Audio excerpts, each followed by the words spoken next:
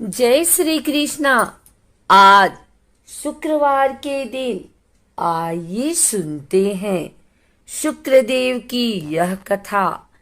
पुराणों के अनुसार ब्रह्मा जी के मानस पुत्र भृगु ऋषि का विवाह प्रजापति दक्ष की कन्या ख्याति से हुआ, जिससे धाता विधाता दो पुत्र व श्री नाम की कन्या का जन्म हुआ। भागवत पुराण के अनुसार भृगु ऋषि के कबि नाम के पुत्र भी हुए, जो कालांतर में शुक्राचार्य नाम से प्रसिद्ध हुए।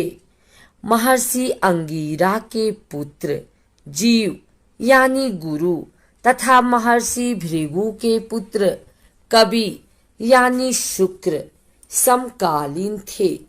यज्ञोपवीत संस्कार के बाद दोनों ऋषियों की सहमति से अंगिरा ने दोनों बालकों की शिक्षा का दायित्व लिया। कभी महर्षि अंगिरा के पास ही रहकर अंगिरा नंदन जीव के साथ ही विद्याध्ययन करने लगा। आरंभ में तो सब सामान्य रहा, पर बाद में अंगिरा अपने पुत्र जीव की रक्षा की ओर विशेष ध्यान देने लगे। वह कबि की उपेक्षा करने लगे। कबि ने उस भेदभावपूर्ण व्यवहार को जानकर अंगिरा से अध्ययन के बीच में ही छोड़कर जाने की अनुमति ले ली और गौतम ऋषि के पास पहुँचे।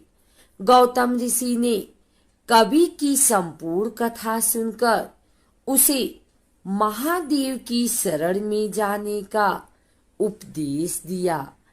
महर्षि गौतम के उपदेशानुसार कबि ने गोदावरी के तट पर शिव की कठिन आराधना की।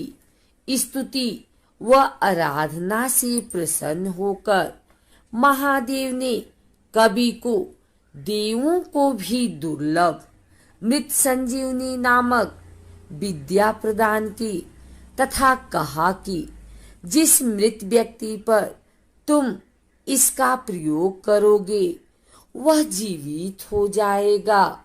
साथ ही ग्रहत्व प्रदान करते हुए भगवान शिव ने कहा कि आकाश में तुम्हारा तेज सब नक्षत्रों से अधिक होगा। तुम्हारे उदित होने पर ही विवाह आदि शुभ कार्य आरंभ किए जाएंगे।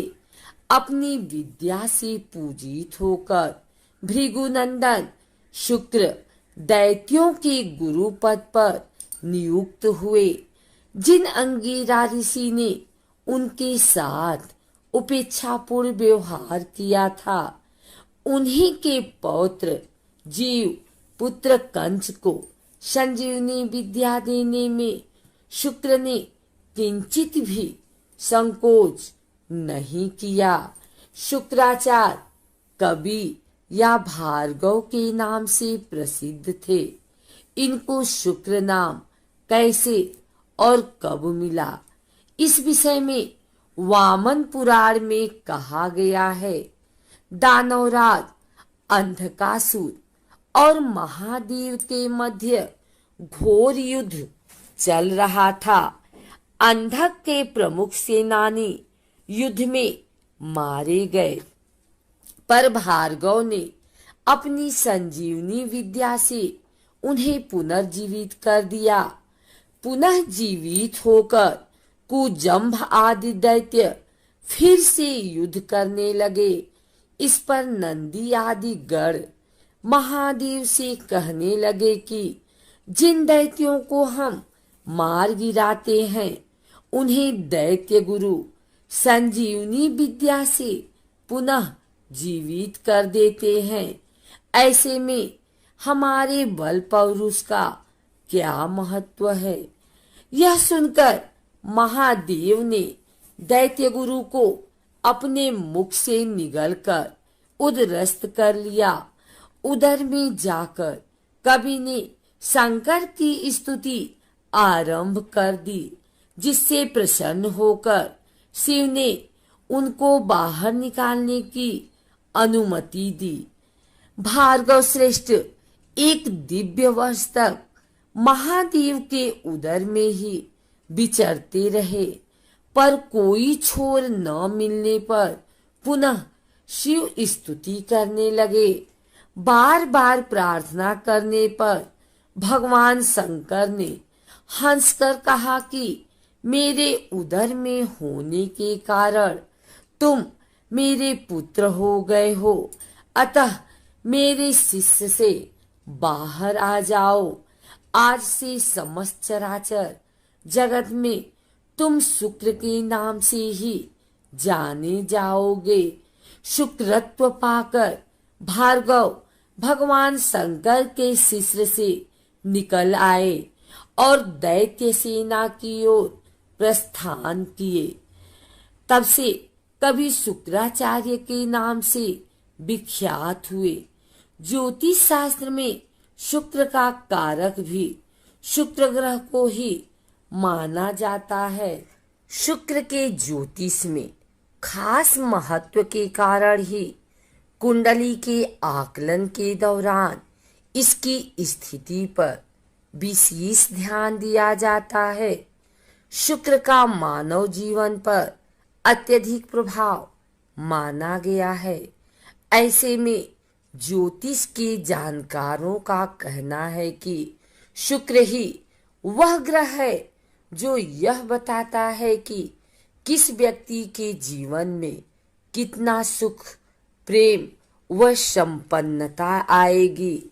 ज्योतिष के अनुसार शुक्र ग्रह ही व्यक्ति के भौतिक, शारीरिक और वैवाहिक सुखों का आधार है।